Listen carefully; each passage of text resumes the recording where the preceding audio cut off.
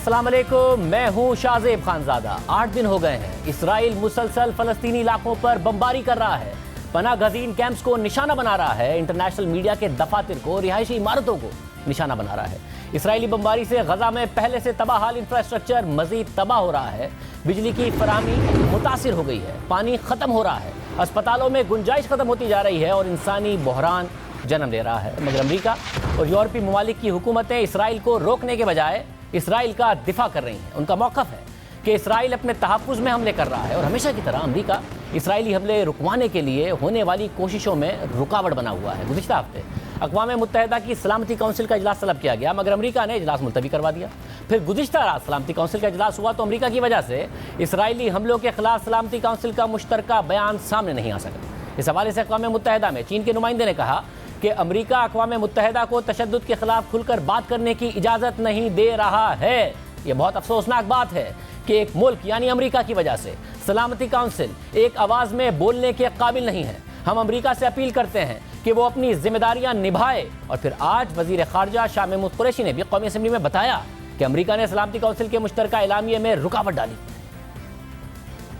मैं खराज तहसीन पेश करना चाहूंगा चीन के क़यादत को, वज़ीर ख़ारजा को, जिन्होंने अपनी सफारती काविशों से सलामती काउंसिल को यकजा करने की कोशिश की और तकरीबन तमाम मेंबरान एक तरफ कायल होते हुए दिखाई दे रहे थे। लेकिन बदकिस्मती से मुझे ये कहने में कोई हिचकिचाहट महसूस नहीं हो रही जनाब स्पीकर कि एक ताकत जिसके पास वीटो का अख्तियार है, उसने यानी कि अमेरिका ने अपने वीटो के इस्तेमाल से वो जो एक जॉइंट स्टेटमेंट वहां से निकलना था और एक आवाज जानी थी, उसको उसके रास्ते में रुकावट डाली।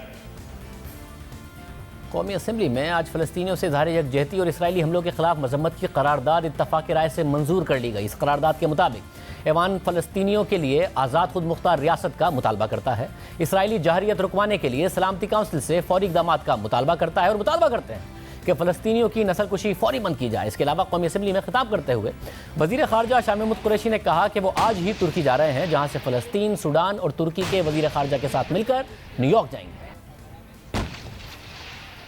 वज़ीर आज़म को एतमाद में लेने के बाद आज रात इस ऐवान के अख्ताम पर मैं तुर्की रवाना हो रहा हूँ और वहाँ जाकर फ़लस्तीन के वज़ीर ख़ारजा वो तशरीफ ला रहे हैं, सूडान की वज़ीर ख़ारजा और पाकिस्तान का वज़ीर ख़ारजा, हम चारों मिलकर इस नई सलामती काउंसिल की और OIC के इजलास की सूरत हाल पर तबादला ख्याल करके हमने फैसला किया है कि हम मिलकर न्यूयॉर्क जाएंगे और न्यूयॉर्क जाकर हम पाकिस्तान के 22 करोड़ आवाम की तर्जुमानी करेंगे। अमरीका और कुछ मगरबी ममालिक तो इसराइल की मजम्मत नहीं कर रहे हैं, मगर इन ममालिक के अवाम सड़कों पर हैं और इसराइल के खिलाफ मुजाहरे हो रहे हैं। इतवार को अमरीका और यूरोप के मुख्तलिफ शहरों में बड़े बड़े मुजाहरे हुए, हज़ारों शहरी सड़कों पर निकले और इसराइली मजालिम की मजम्मत की।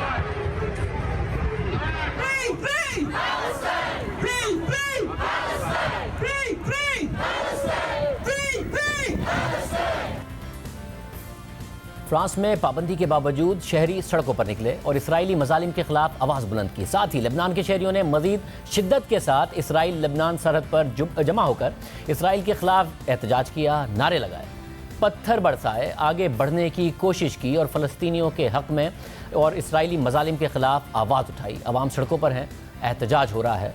मगर सूरत हाल यह है कि इसराइल मुसलसल गजा को मजीद निशाना बनाने की धमकियां दे रहा है। बार बार की अपीलों के बावजूद गुज़िश्ता रोज़ इसराइली वज़ीर आज़म नेतन्याहू ने कहा है कि गजा पर पूरी कुव्वत से हमले कुछ अरसे तक जारी रहेंगे। हालिया दिनों में 1500 हमले किए और ये हमले जारी रहेंगे। हर गुजरते दिन के साथ इसराइली कार्रवाइयों में शिद्दत आती जा रही है। गजा में सूरत हाल तशवीशनाक होती जा रही है और अब तक एक हफ्ते में इसराइली फोर्सेस के हमले में 198 अफराद गजा में शहीद हो चुके हैं, जिनमें से 58 बच्चे हैं, जबकि 1300 फ़लस्तीनी ज़ख्मी हो चुके हैं। सिर्फ इतवार को 42 फ़लस्तीनी इसराइली फ़िज़ाई हमलों का निशाना बने, जिनमें से 10 बच्चे थे। इसके अलावा इसराइली फोर्सेस की मुसलसल गोलाबारी की वजह से गजा का इंफ्रास्ट्रक्चर तबाह होकर रह गया है। अस्पतालों को जाने वाली सड़कें तबाह हो गई हैं। रेड क्रिसेंट फ़लस्तीन के मुताबिक इतवार की रात होने वाली बमबारी के नतीजे में बड़े पैमाने पर तबाही हुई। इंफ्रास्ट्रक्चर को बेहद नुकसान पहुंचा। वो सड़कें जो अस्पताल की तरफ जाती हैं वो सब तबाह हो गई हैं।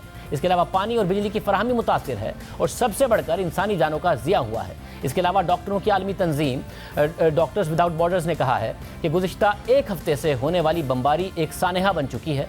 सड़कें, पानी और इंफ्रास्ट्रक्चर को नुकसान पहुंचाया गया है, जिससे गजा में पहले से कमज़ोर सेहत के निज़ाम पर दबाव बढ़ रहा है। अस्पतालों तक रसाई अब इंतहाई मुश्किल हो चुकी है। हमारा अंदाज़ा है कि गजा के पावर प्लांट में फ्यूल ख़त्म होने वाला है। इसका सेहत के निज़ाम पर बहुत बुरा असर पड़ेगा। सेहत के निज़ाम पर मौजूदा दबाव के हवाले से तशवीश लाहक है।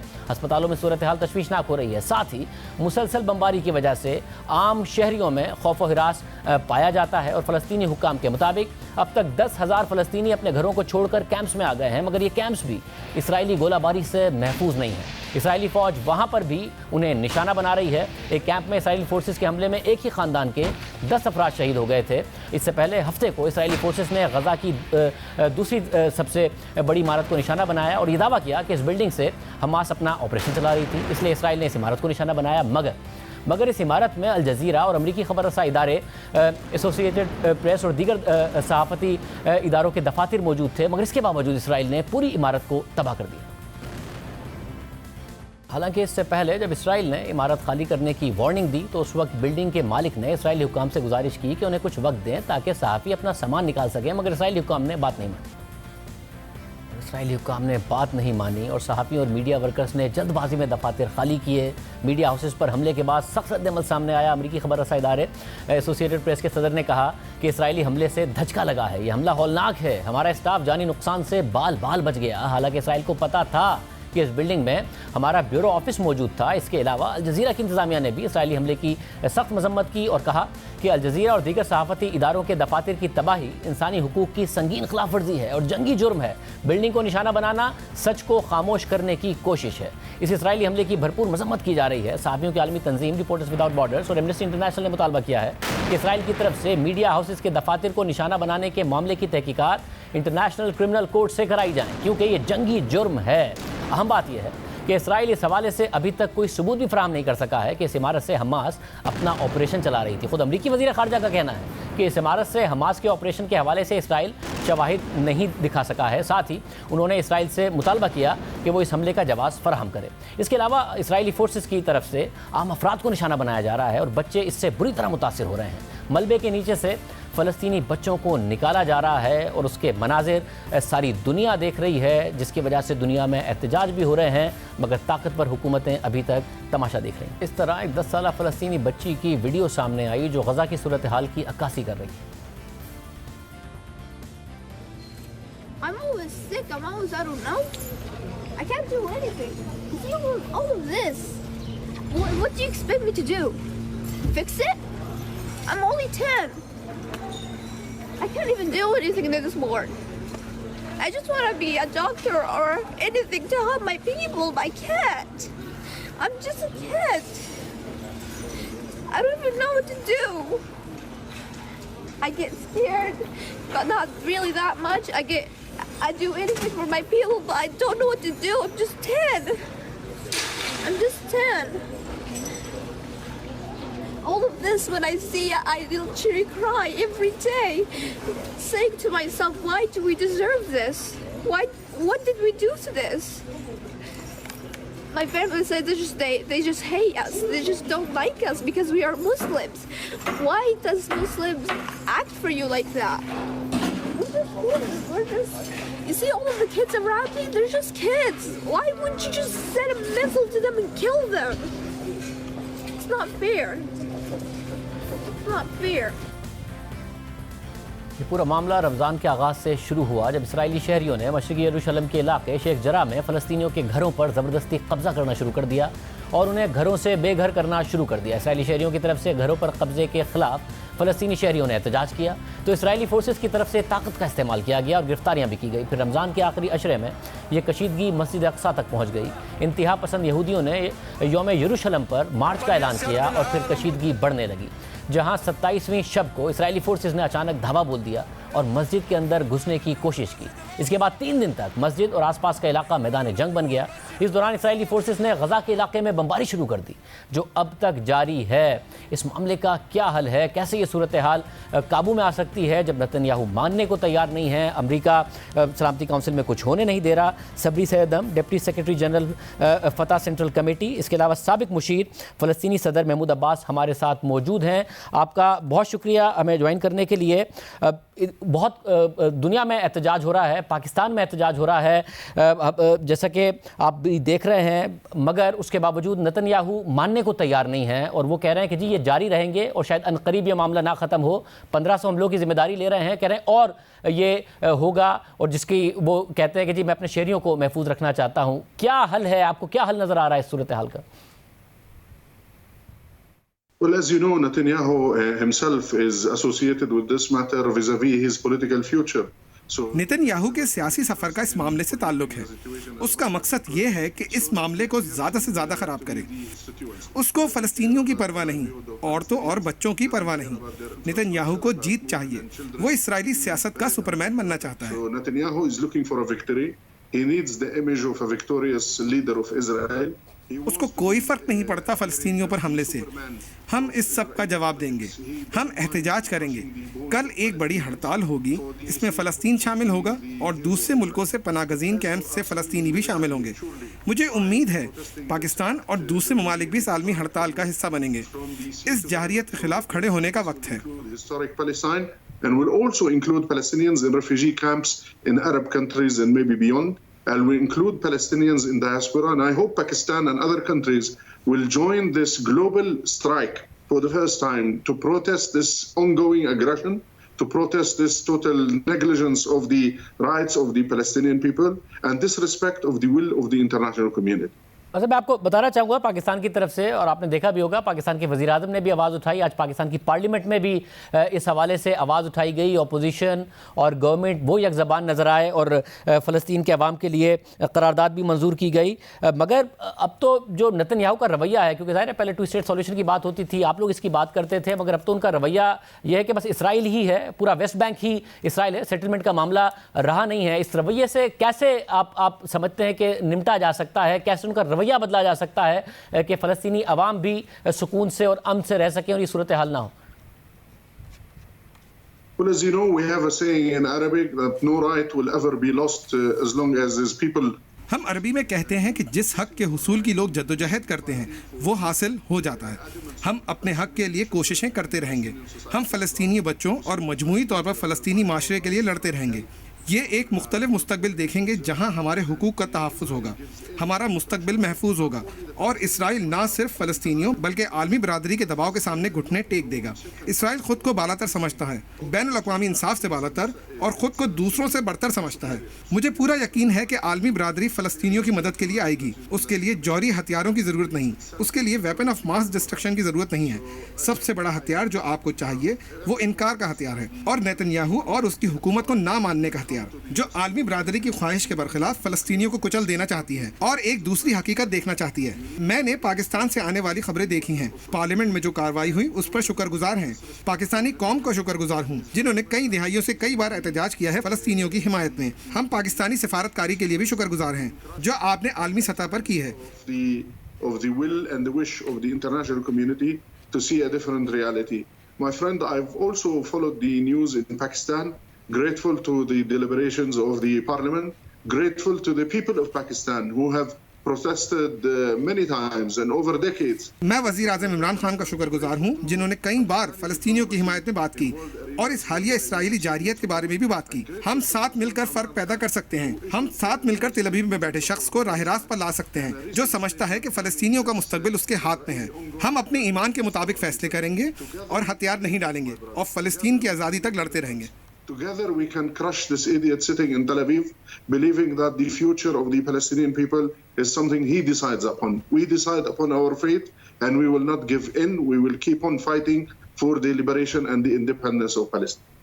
साल साल से जो हुआ हमने देखा 40 की दिहाई के बाद भी अगर जंग भी हुई तो फिर 67 में भी वो वेस्ट बैंक पर ही काबिज हो गया इसराइल और अमेरिका हमेशा साथ देता रहा। सुपर पावर अगर उसके साथ है, आपको लगता है कि इस्लामी दुनिया में इतनी ताकत है कि बात मनवा सके इसराइल से, फ़लस्तीनियों का हक मनवाया जा सके अगर सुपर पावर अमेरिका उसके साथ है? We have seen superpowers supporting aggressions worldwide. We have seen superpowers colonizing countries. हमने देखा है कि सुपर पावर्स जाहिलियत की दुनिया भर में हिमायत करती हैं। हमने देखा है कि सुपर पावर कॉलोनाइजेशन करती हैं, लेकिन हमने ये भी देखा है कि लोगों के दबाव के सामने हथियार डालती हैं और लोगों की उमंगों को तस्लीम करने पर मजबूर होती हैं। लिहाजा आप जितनी भी सुपर पावर्स को जमा कर लें, अगर आप हक पर नहीं हैं तो आप कुछ नहीं कर सकेंगे। हम अमेरिका से मायूस हैं। जो बाइडेन इंतजामिया का ये बड़ा सिफारती इम्तिहान था और इसका नतीजा जाहिर है कि अच्छा नहीं मिला। You will not continue to enjoy. So we are disappointed with America. This was the biggest diplomatic test for the Biden administration vis-a-vis the Arab-Israeli conflict, and certainly the result has not been at all pleasing. हमने देखा है कि सदर Biden ने फ़लस्तीनी सदर से बात करके कहा था कि वो ये मसला हल करवाने के लिए सब कुछ करेंगे। 2 दिन गुजर गए, उनका नुमाइंदा आज रमल्ला आया और हमारे सदर से मिला, लेकिन हमें वादों के सिवा कुछ नहीं मिला। वादे अच्छी चीज़ है, लेकिन अमल उससे ज़्यादा अहम है। फ़लस्तीनी अमल चाहते हैं और ऐसी अमरीकी इंतज़ामिया चाहते हैं जो तारीखी तौर पर यह मसला इस तरह हल करे कि ये सिर्फ फ़लस्तीनियों का हक है कि अपने मुस्तकबिल का फैसला खुद करें। Palestinians need deeds and need to see more formidable American administration that decides to itself once in history that the fate of the Palestinian people is only decided by the Palestinian people. बहुत शुक्रिया। हमारे साथ फ़लस्तीन से deputy secretary general फतह central committee मौजूद थे। गुफ्तगू आपने सुनी, उम्मीद करते हैं कि फ़लस्तीन के अवाम को अमन मिले। प्रोग्राम में ब्रेक शामिल करते हैं, मज़ीद खबर पर बात करें।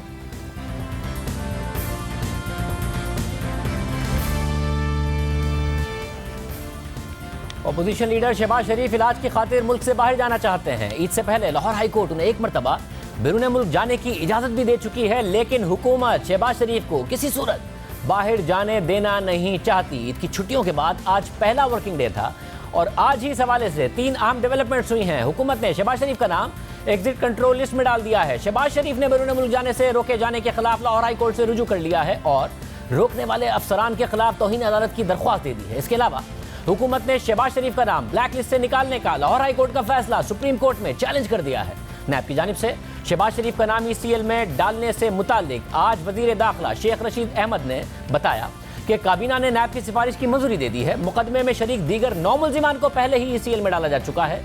आइन कहता है कि किसी केस के तमाम मुल्जिमान से यकसा सलूक करना चाहिए। ईद से एक रोज़ पहले वफाकी वजीर दाखिला ने आगाह कर दिया था कि वफाकी काबीना ने सर्कुलेशन के जरिए शहबाज शरीफ का नाम ECL में डालने की मंजूरी दे दी है और इस हवाले से बाज़ाब्ता कार्रवाई शुरू कर दी गई है। इस पर नून लीग ने इल्ज़ाम लगाया था कि ईद की छुट्टियों के दौरान मुख्तलिफ वजारतों के दफातर खुलवाकर इस फैसले पर अमल दरामद कराया गया है। इससे पहले 7 मई को लाहौर हाई कोर्ट ने शहबाज शरीफ को इलाज की गर्ज से एक मरतबा बैरून मुल्क जाने की इजाज़त दी थी। जस्टिस अली बाकर नजफी ने अपने 6 सफ़ात पर मुश्तमिल फैसले में लिखा था कि अगर किसी शख्स का नाम ECL में ना हो तो उसे ब्लैक लिस्ट में डालना गैर कानूनी है। महज ब्लैक लिस्ट में नाम होने की बुनियाद पर शहबाज शरीफ को 8 मई से 3 जुलाई 2021 तक एक मरतबा बरतानिया जाने से नहीं रोका जा सकता। 8 मई को सहरी से कबल जब शहबाज शरीफ लंदन रवानगी के लिए लाहौर एयरपोर्ट पहुंचे तो उन्हें बताया गया कि उनका नाम प्रोविजनल नेशनल आइडेंटिफिकेशन लिस्ट यानी PNIL में मौजूद है, जिसके बाइस वो बैरून मुल्क नहीं जा सकते। यानी शहबाज शरीफ का नाम ECL में नहीं था। अदालत ने कहा कि ब्लैक लिस्ट की बुनियाद पर उनको बाहर जाने से नहीं रोका जा सकता, जिसके बाद PNIL की बुनियाद पर शहबाज शरीफ को रोक दिया गया। ईद की छुट्टियां खत्म होते ही आज जहां हुकूमत ने शहबाज शरीफ का नाम ECL में डाला। वहीं और भी एक्टिविटीज़ हुई। हमारे साथ बात करने के लिए मौजूद हैं नून लीग की तर्जुमान मरियम औरंगजेब साहब और उसके बाद मौजूद होंगे वफाकी वजीर फवाद चौधरी। मरियम औरंगजेब साहब, बहुत शुक्रिया हमें शो में ज्वाइन करने के लिए।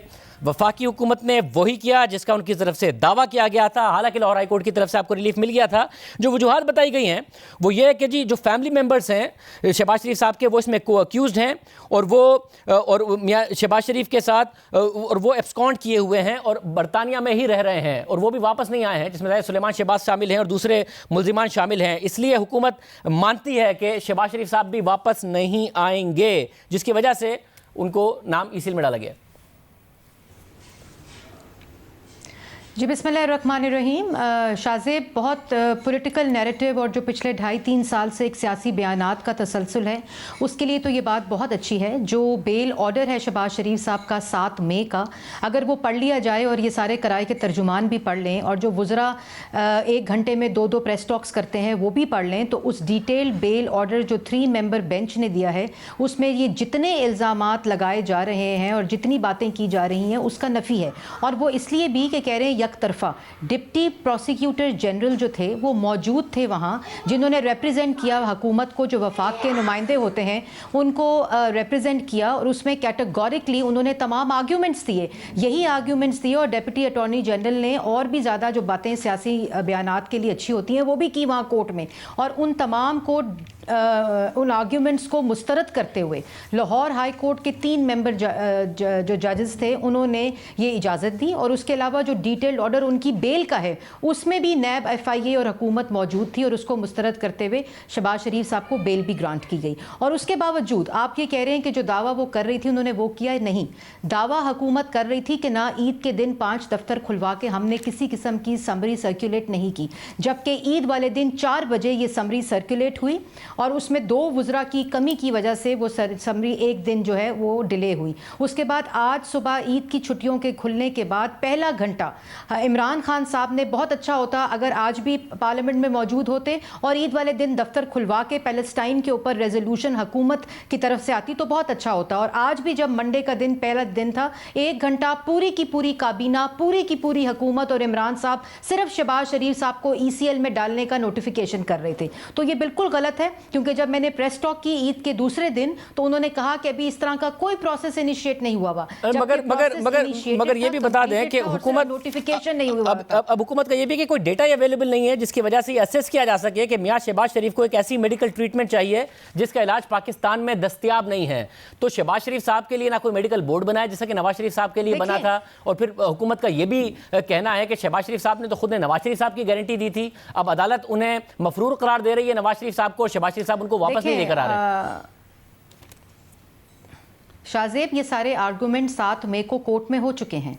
ये सारी बातें अगर कोर्ट समझती कि मेडिकल बोर्ड की ज़रूरत है और नाकाफ़ी हैं वो चीज़ें जो पेश की गई हैं अदालत के सामने, तो 3 मेंबर बेंच जो हैं वो इजाज़त ट्रैवल की ना देते। ये तमाम आर्गूमेंट्स कोर्ट में होते हैं, इनका काम ही यही है कि कोर्ट में इनके आर्गूमेंट्स जब मुस्तरद होते हैं। और आपको मैं एक और बात बताती चलूँ, जो रिकॉर्ड की बात है कि जो 26/3/2019 को लाहौर हाई कोर्ट इनका शहबाज शरीफ साहब का नाम नैब और हुकूमत की जो पटिशन थी कि नाम डाला जाए उसको मुस्तरद कर चुकी है। इसी तरह 27 अक्टूबर 2020 को सुप्रीम कोर्ट इन्हीं आर्ग्यूमेंट्स के ऊपर मुस्तरद कर चुकी है। 7 मई 2021 को लाहौर हाई कोर्ट मुस्तरद कर चुकी है। और इनकी मेल ऑफ ID देखें, उनके कोर्ट ऑर्डर में ये मैं लाई हूँ।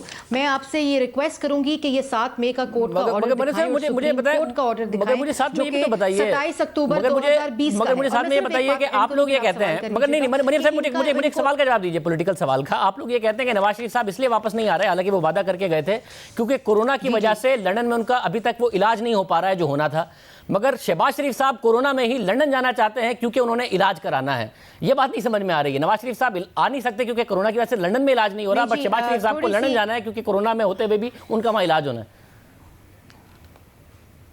देखिए, थोड़ी सी मैं तस्दीक कर दूं इस बात की, लेकिन उससे पहले जो मैं बात कंप्लीट कर रही थी कि ये तमाम आर्ग्यूमेंट्स जो हैं ये सुप्रीम कोर्ट, हाई कोर्ट और अभी जो हालिया ऑर्डर है उसमें तमाम चीज़ें मौजूद हैं। और जो इल्ज़ामात लगाते हैं 110 गवाहान और 58 वॉल्यूम्स के अंदर किसी गवाह ने और किसी वॉल्यूम में शहबाज शरीफ का नाम नहीं है। दूसरा, आपने जो बात मुझसे की शहबाज शरीफ साहब के इलाज की, तो ये कोर्ट ऑर्डर में मौजूद है कि ये ट्रीटमेंट नहीं, ये चेकअप है और 1 महीने की डेट और ट्रैवल परमिशन उनको कोर्ट ने दी है। ये मौजूद है उस कोर्ट ऑर्डर में। और कोर्ट ऑर्डर में ये लिखा हुआ है कि हमने गवर्नमेंट से पूछा तो ECL पे नाम नहीं था, ब्लैक लिस्ट का जवाब नहीं दिया और कोर्ट ने परमिशन दी है कि अगर ब्लैक लिस्ट में नाम है फिर भी 1 टाइम परमिशन कोर्ट ने दी है। इनकी मेलाफाइडी ये थी कि कोर्ट्स खुलने से पहले इन्होंने ईद वाले दिन ECL पे डाल दिया नाम। तो ये वो डिफायंस है उस ऑर्डर की। और शाहजेब, ये तसलसल ठीक नहीं है, ये पैटर्न ठीक नहीं है कि कोर्ट के ऑर्डर्स को डिफाई करके, उनकी तौहीन करके और उसी वक्त मेलाफाइडी करके ये तमाम कार्रवाई पूरी की जाए ईद वाले दिन। बहुत अच्छा होता कि अगर ईद वाले दिन मिनिस्ट्री ऑफ फाइनेंस को बिठाया जाता, प्लानिंग को बिठाया जाता, पाकिस्तान ब्यूरो ऑफ स्टैटिस्टिक्स को बिठाया जाता और 17% जो महंगाई थी पूरे रमज़ान में उसके ऊपर इजलास बुलाया जाता और उसके ऊपर कार्रवाई की जाती। बहुत अच्छा होता कि वजारत खारजा को खोलकर पैलेस्टाइन के ऊपर एक रेजोल्यूशन दी जाती। लेकिन आप एक तसलसल देखें, आप 4 दिन की टेलीविजन और प्रायोरिटी ऑफ दिस गवर्नमेंट देखें, प्राइम मिनिस्टर देखें। आज प्राइम मिनिस्टर पैलेस्टाइन की रेजोल्यूशन जब पार्लियामेंट कंसेंसस के साथ ये जब शहबाज शरीफ साहब खिताब कर रहे थे, किधर था मुल्क का वजीर आजम? मुल्क का वजीर आजम कराए के तर्जुमानों का जो इजलास बुलाते हैं सिर्फ एक बात करते हैं, शहबाज शरीफ, शहबाज शरीफ, शहबाज शरीफ। ईद वाले दिन शहबाज शरीफ, शहबाज शरीफ, शहबाज शरीफ। आज ईद की पहले दिन का वर्किंग डे था, शहबाज शरीफ, शहबाज शरीफ, शहबाज शरीफ। इनके ऊपर असाब पे तारी है, इनकी ये खौफ में मुब्तला हैं। और मैं आपको एक और बात बता दूं कि इनको पता है कि इनकी सुप्रीम कोर्ट से भी मुस्तरद होगी, क्योंकि ये मुस्तरद हो चुकी है। यही तमाम आर्ग्यूमेंट्स पेश कर चुकी है नैब हुकूमत। यही इल्जामात वो सियासी बयानात के लिए ठीक है, लेकिन जिस वक्त ये आर्ग्यूमेंट्स कोर्ट में देते हैं, एविडेंस कोर्ट में देते हैं, तो ये पेश नहीं कर सकते। लाहौर हाई कोर्ट मुस्तरद। बहुत शुक्रिया। मरियम अनज़र साहब हमारे साथ मौजूद थी। हुकूमत का क्या मौक़िफ़ है? ओपोजिशन की तरफ से इल्ज़ामात लगाए जा रहे हैं कि इनकी छुट्टियों में ये सारा का सारी कार्रवाई हुकूमत ने की है। फवाद चौधरी साहब हमारे साथ मौजूद होंगे एक ब्रेक के बाद।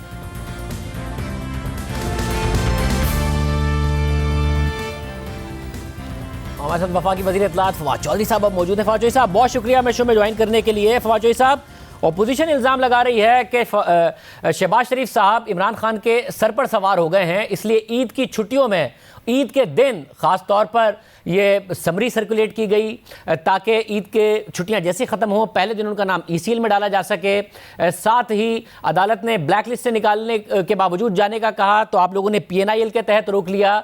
आज वज़ीर आज़म ने भी ख़ास तौर से शहबाज शरीफ साहब का जिक्र किया। क्या वाकई शहबाज शरीफ साहब सर पर वज़ीर आज़म के सवार हो गए हैं? मुमकिन तौर पर उन्हें लगता है कि वो आगे जाके रिप्लेसमेंट हो सकते हैं नून लीग में वज़ीर आज़म बनने के लिए, इसलिए वो किसी भी तरह चाहते हैं कि उन्हें टारगेट किया जाए? देखिए, वज़ीर आज़म के सर पर जो सवार है वो इस कौम का दुख और दर्द है। उसकी वजह यह है कि वज़ीर आज़म आज अगर इक़्तिदार में है तो अपने उस नैरेटिव और बयानिए की वजह से है जो उन्होंने 1996 से अपनाया हुआ है।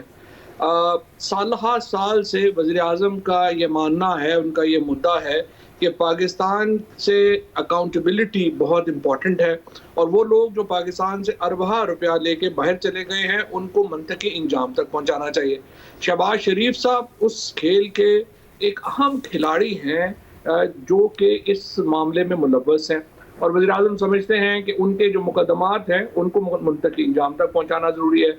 लिहाजा वज़ीर आज़म की जो सोच है उसके मद्देनज़र उन्होंने बिल्कुल ये इक़दाम किए हैं कि शहबाज शरीफ पाकिस्तान से बाहर ना जाए और ये केसेस जो हैं मुंतकी इंजाम तक पहुँचे। क्योंकि इससे पहले आपने देखा कि नवाज शरीफ, जिसके शहबाज शरीफ गारंटर हैं, वो कह के गए कि मैं वापस आऊँगा। अदालत ने उनसे गारंटी ली लेकिन वो उसके बाद से अब तक वापस नहीं आए।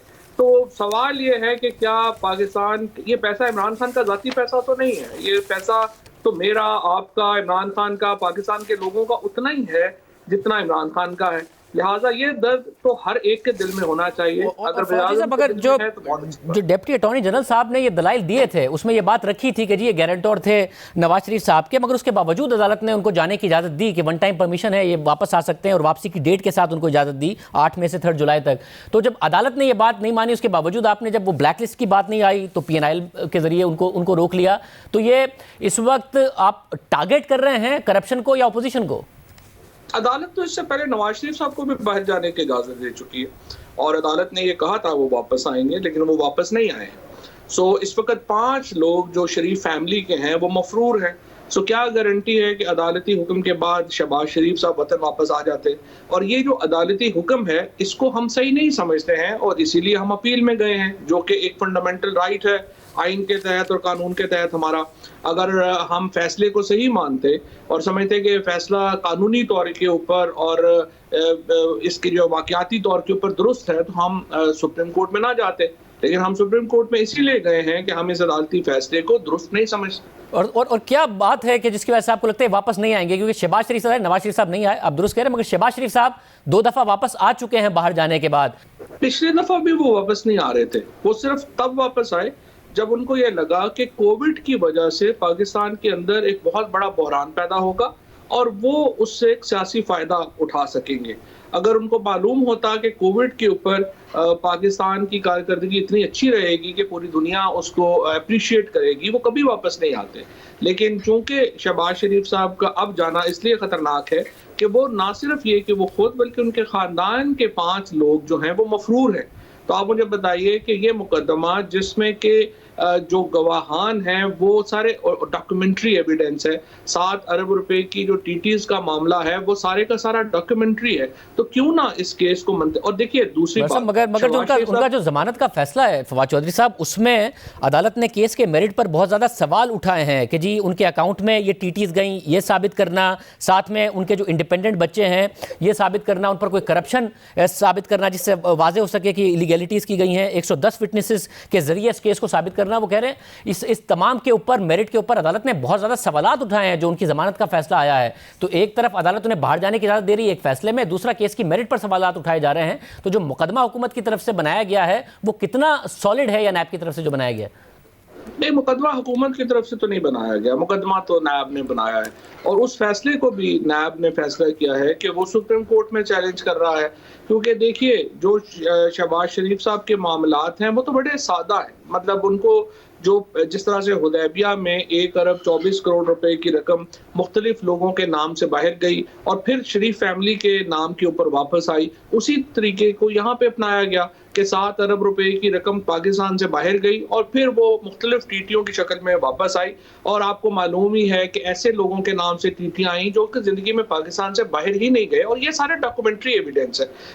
अदालत ने जो कहा कि ये करप्शन साबित नहीं हो सकी, तो सेक्शन 9 जो नैब ऑर्डिनेंस का है वो कहता है कि अगर आपके असासे इतने बेमहावा है कि आपकी ज़राए आमदनी उसको नहीं बता सकती तो वो करप्शन है, और इसीलिए उस फैसले को भी गलत गर्दानते हुए नैब जो है वो सुप्रीम कोर्ट में जा रहा है। सो अगर शहबाज शरीफ साहब बाहर जाना चाहते हैं, जिस तरह मैंने अर्ज किया, हमारी कोई पर्सनल दुश्मनी नहीं है, इमरान खान की कोई जाती दुश्मनी नहीं है, हम उनके ऊपर एलिगेशन है 7 अरब रुपए के, वो प्ली बारगेन करें, पैसे दे और जहां हमारी तरफ से लंदन जाए, पेरिस जाए, जहां मर्जी चले। फौजी साहब, इसे प्ली बार्गेन से ज्यादा अहम ये नहीं है कि इन केसेस को साबित किया जाए, क्योंकि बहुत लंबा अरसा हो गया है।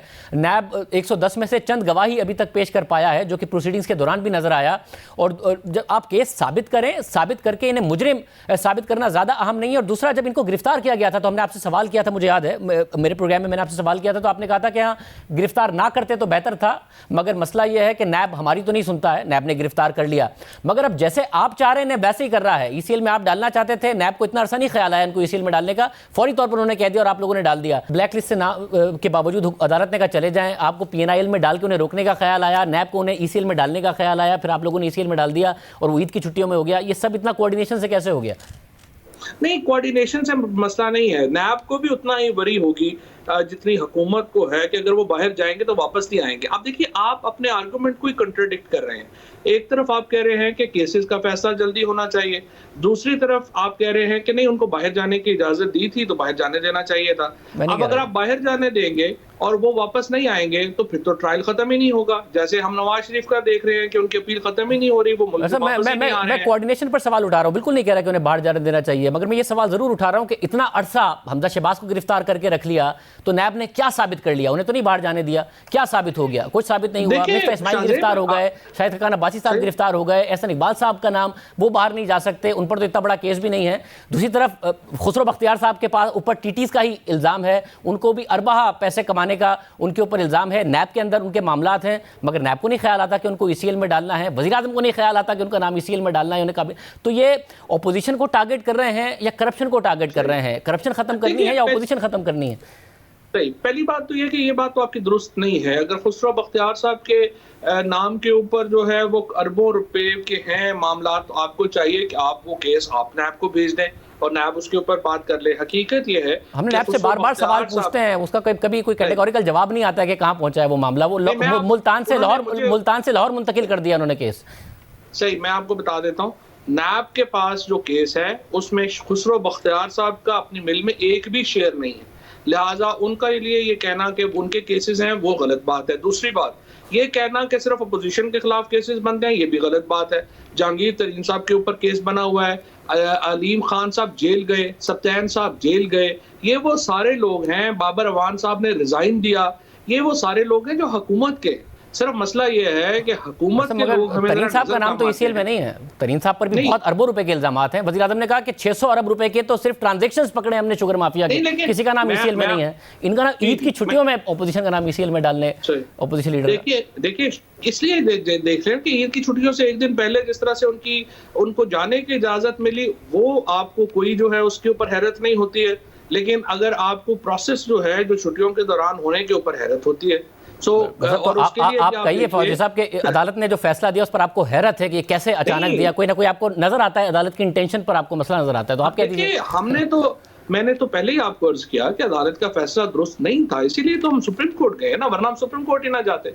दूसरी बात मैं सिर्फ आपसे अर्ज ये करना चाहता हूँ, देखिए जो अगर आप नवाज शरीफ साहब या शहबाज शरीफ साहब की जो करप्शन के मामलात हैं, अगर तो आप समझते हैं कि करप्शन के ऊपर केसेस चलाने का मतलब ये है कि अपोजिशन खत्म हो जाएगी, तो इसका मतलब यह है कि ये सारी अपोजिशन की क्रेडिबिलिटी इतनी खराब है कि उनके ऊपर जितने केसेस हैं वो अगर चलें तो वो खत्म हो जाएंगे। अगर अपोजिशन के पास ऐसे लोग नहीं हैं जो करप्शन में मुलव्वस नहीं है, तो फिर ये हमारा कसूर तो नहीं है। दूसरी बात, सवाल मैं ये कर रहा था कि अगर आप अपोजिशन की करप्शन टारगेट हो रही होती तो करप्शन साबित होगी, अगर अपोजिशन को खत्म करना है ना कि करप्शन को, तो फिर अपोजिशन बड़ी होती जाएगी, जो कि 2-2.5 साल में नजर आया है। क्या शाहिद खान अब्बासी साहब का कद छोटा हो गया या मिफ्ता इस्माइल साहब का कद छोटा हो गया, एहसन इकबाल साहब का कद छोटा हो गया, वो खत्म तो नहीं हुए? तो सवाल ये उठ रहा है कि आपका नैरेटिव हर्ट हो रहा है, अपोजिशन नहीं हर्ट हो रही है। मैं आपको थोड़ा मैं मुकम्मल करने देना, मैं जरा ताकि आपका पॉइंट मुकम्मल कर सकूं। देखिए पहली बात तो ये है कि ये जो आप कह रहे हैं कि केसेस अपने मंतकी इंजाम तक नहीं पहुंच रहे, हमारा सबसे बड़ा क्रिटिसिज्म ये है, अगर आप वज़ीर आज़म के बयानात उठा करके देखें शुरू से, वो एग्जैक्टली यही बात कर रहे हैं जो आप कर रहे हैं। वो कह रहे हैं कि आप नैब को बार बार हम ये कह रहे हैं कि बराहे मेहरबानी जो केसेस शुरू करें वो खत्म करें। अब नैब अपने प्रॉब्लम्स बताता है, वो कहते हैं कि हमारे पास प्रोसिक्यूशन नहीं है, हमारे पास वसाइल नहीं है, हमारे पास अदालतें नहीं है। इसके लिए हम उनसे ये दरख्वास्त करते हैं कि ना मेहरबानी करिए इतने केसेस का दायरा कार ही ना बढ़ाएं कि जिसको आप मंतकी इंजाम तक ना पहुंचा सकें। सो जो क्रिटिसिज्म आपका है इन मामलात के ऊपर, वो क्रिटिसिज्म तो हमारा भी वही क्रिटिसिज्म है। सेकंड बात यह है कि ये जो मुकदमात बने हुए हैं इनके मेरिट्स के ऊपर तो आप देखें ना कि क्या है। पहले होता यह था कि आप पकड़ते थे, किसी को पुलिस तशद्दुद करती थी, वो बयान देता था, केस बन जाता था। इन मुकदमात में तो ओरल एविडेंस ही नहीं है, ये तो सारे के सारे डॉक्यूमेंट्री एविडेंस के ऊपर बुनियाद के रखते हैं। कहाँ पैसे आए, किन बैंकों में गए, बैंकों से कैसे वो ट्रांसफर हुए, ट्रांसफर से वापस आए, और वो पैसे से हम क्या चाहते हैं? हम चाहते हैं कि नैब इन मुकदमात को कम से कम रख के बड़े केसेस को मंतकी इंजाम तक पहुंचाए, ताकि आपका और हमारा ये गिला खत्म हो के इनके ऊपर केसेस साबित क्यों नहीं हो रहे। बहुत शुक्रिया फौजी साहब की, आपने सुनी। आज के प्रोग्राम में इतना ही। अल्लाह।